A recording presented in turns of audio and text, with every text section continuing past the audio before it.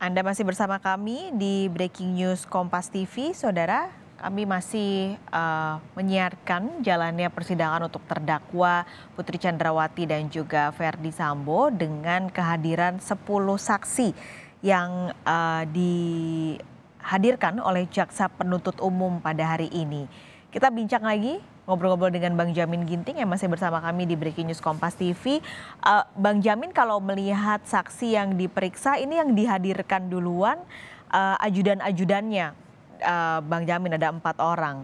Ini strateginya agak berbeda dengan ketika pekan lalu Susi yang dihadirkan pertama. Ini apakah strategi dari majelis hakim atau apa, Bang Jamin? Ya, jadi kalau kita lihat di sini, saya melihat dari sistem jaksa ya, karena jaksa yang menghadirkan, dia yang mempunyai strategi untuk pertama sekali siapa yang akan dihadirkan. Nah, kalau dari strategi jaksa, khawatir kalau Susi dihadirkan duluan sama si pembantu yang lain, Kodir, ini jadi dramanya nggak berkepanjangan nanti. Kita tahu ya drama yang kemarin aja sudah agak melelahkan begitu. Takutnya hakim dan juga yang lain emosionalnya muncul dan sehingga untuk pemeriksaan tidak efektif ya terhadap yang lain. Dan ini juga kan terkait dengan motif yang dimunculkan oleh FS dan juga Ibu Putri terkait adanya pelecehan seksual. Jadi mereka nggak mau terjerat dalam situasi seperti itu menurut perhitungan saya. Jadi lebih baik bagi mereka untuk memeriksa saksi-saksi yang menurut mereka lebih kooperatif dulu, ya, lebih Oke. kooperatif, lebih bisa memberikan penjelasan yang terang dan jelas, ya, sampai nanti akhirnya mereka boleh memeriksa ART kalau di tengah atau di akhir begitu ya. Jadi ini strategi Bapak sekaligus terkait dengan jaksa. Jadi jangan sampai nanti kesan pertama sudah berbahaya gitu, sangat emosional gitu ya. Ya, jadi itulah. Dan rentetan kejadian ini sebenarnya walaupun kita ketahui ya, awalnya memang kan kalau ceritanya di Magelang, ya, harusnya kan di Magelang itu kan Susi dulu ya, yang harus diperiksa kan terkait itu. Tapi karena ini khusus buat Pak Sambo dan PC, yang kaitan dengan pasal 340-nya terkait pembunuhannya, maka dia ambil dari konsep pembunuhannya dulu, bukan diambil dari motif yang Oke. dihadirkan oleh pengacaranya. Dia nggak mau terbawa arus dari pengacaranya nanti lebih banyak, karena lebih siap ya. Tentu kalau pengacaranya masih segar, ya ini masih fresh begitu ya, mereka bisa lebih kenceng nanti untuk mengejar Susinya dibandingkan yang lain. Jadi kelihatannya begitu strateginya, dia akan lebih mengarah kepada ajudan, patwal ya yang mengawal mobil perjalanannya dari Magelang ke Jakarta dan apa-apa yang lain ya terkait dengan Deden dan yang lainnya terkait dengan pengawal-pengawal daripada FS ini. Begitu, Mbak. Ini yang lagi diperiksa saat ini masih Daden, yaitu ajudan, masih diperiksa oleh majelis hakim. Tadi juga sebelum sidang dimulai ketika saksi dipanggil semua ke dalam, itu ada adegan tiba-tiba Susi nyamperin Putri Chandrawati terus mereka pelukan gitu, Bang. Mungkin mereka juga Ya, tadi kelihatannya Susi juga agak nangis gitu ketika memeluk Ibu PC. Ini gambarnya kami tampilkan lagi ketika mereka berpelukan berdua. Lalu juga Susi menghampiri Verdi Sambo lalu cium tangan begitu. Ini malah menunjukkan apa ya, Bang Jamin, saksi dan terdakwa yang begitu dekat begitu. Apalagi ini kita soroti soal Susi yang ketika sidang pekan lalu eh, kesaksiannya berubah-berubah begitu. ya. Sebenarnya kalau kita PH itu hal seperti ini harus dihindari. Ya, ya, ya, ya. Nggak boleh, nggak Aha. boleh. Karena saksi itu kan bukan untuk pembelaan terdakwa dihadirkan di sini. Saksi itu dihadirkan dalam rangka membuat terang suatu tindak pidana. Jadi kalau dia sudah ada relasi kuasa seperti ini dan hakim melihat secara gestur ya dalam konteks seperti tadi dan relasi seperti ini, hakim sudah menilai wah ini masih dalam relasi kuasa begitu karena dia terlepas dari kalau dia bilang oh dia kangen atau rindu kepada majikannya itu nanti setelah persidangan selesai baru ini persidangan kan belum mulai ya jangan dipertontonkan di depan persidangan nanti di luar kan begitu, atau selesai persidangan.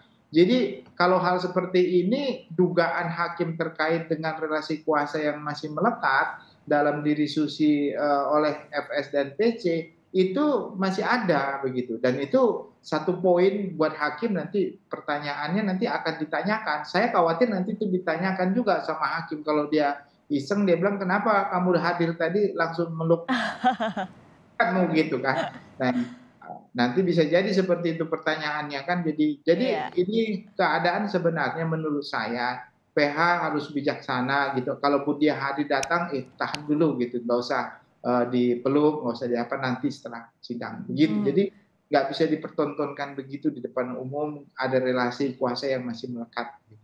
Oke, ini mungkin juga kalau saya lihat jadinya, ya Susi ini memang polos begitu, dia nggak kebayang di pemikirannya kalau yang dia lakukan ini akan berdampak pada, majikannya yang mungkin dia sayang banget gitu, yang dia sudah menghidupi Susi dan keluarganya gitu. Makanya dia melakukan itu karena ya dia benar-benar polos aja, nggak ada pikiran aneh-aneh begitu Bang Jamin. Ya bisa jadi seperti itu juga, dia secara tulus ya untuk, karena, kangen dan rindu begitu. Tapi kan, hakim bisa melihat perspektifnya berbeda begitu. Itu perspektifnya dia masih di bawah relasi kuasa yang masih terpengaruh, karena kepolosannya dia masih bisa dipengaruhi begitu. Mmm. Karena kepolosannya itu dia masih bisa dipengaruhi. Dan ini makanya tadi saya katakan pertama sekali sebelum sidang, ini sebenarnya drama Susi ini benar-benar yang ditunggu-tunggu ya untuk masyarakat. Apakah dia benar konsistensi, belum memberikan keterangan aja sudah seperti ini begitu loh. Bagaimana nanti dia memberikan keterangan yang objektif gitu terkait dengan apa yang dia lihat, ya apa yang dia dengar.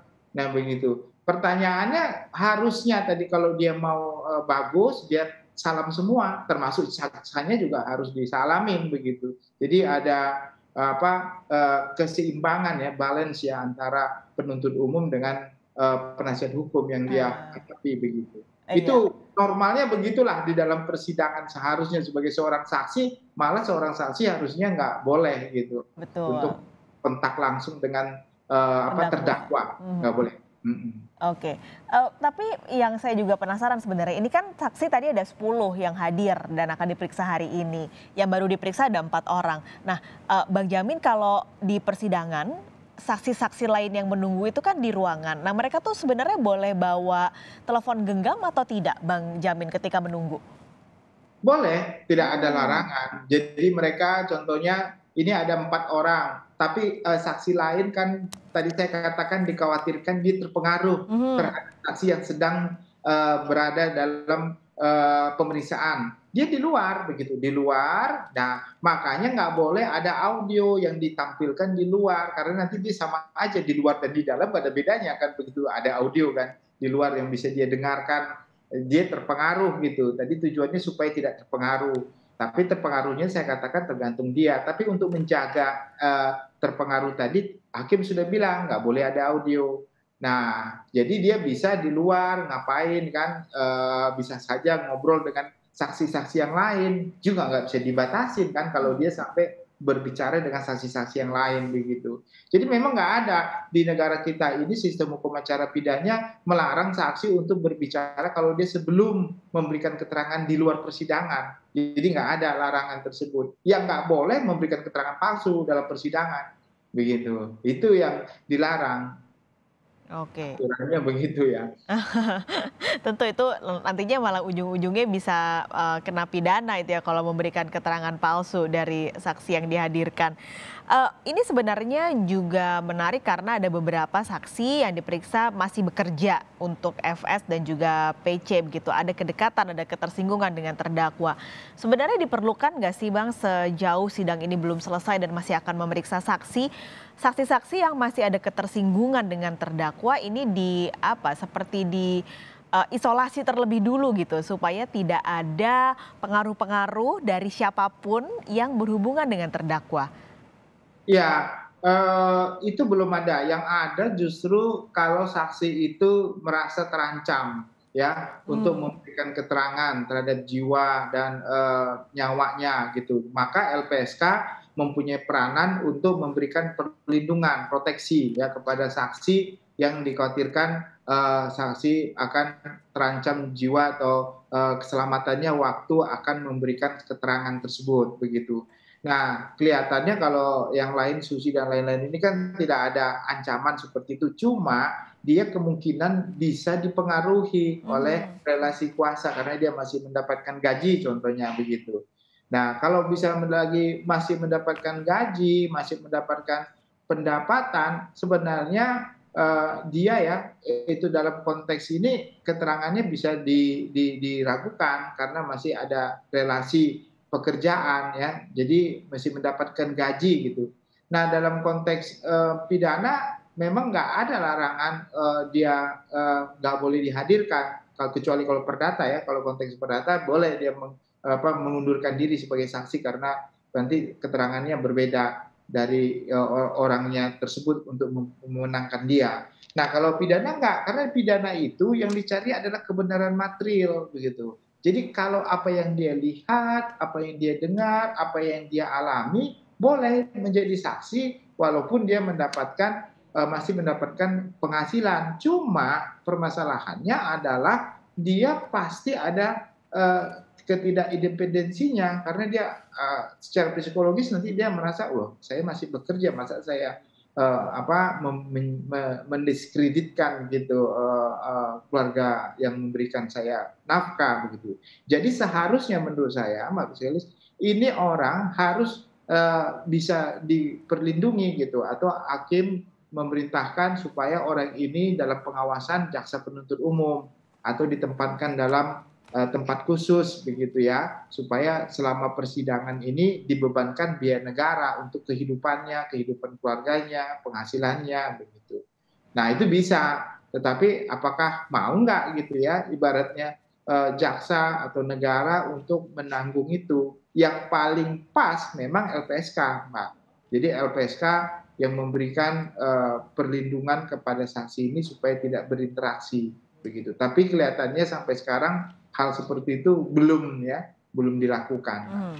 Padahal sebenarnya potensinya cukup besar ya ada, pengaruh-pengaruh tersebut. Iya benar. Heeh, oke.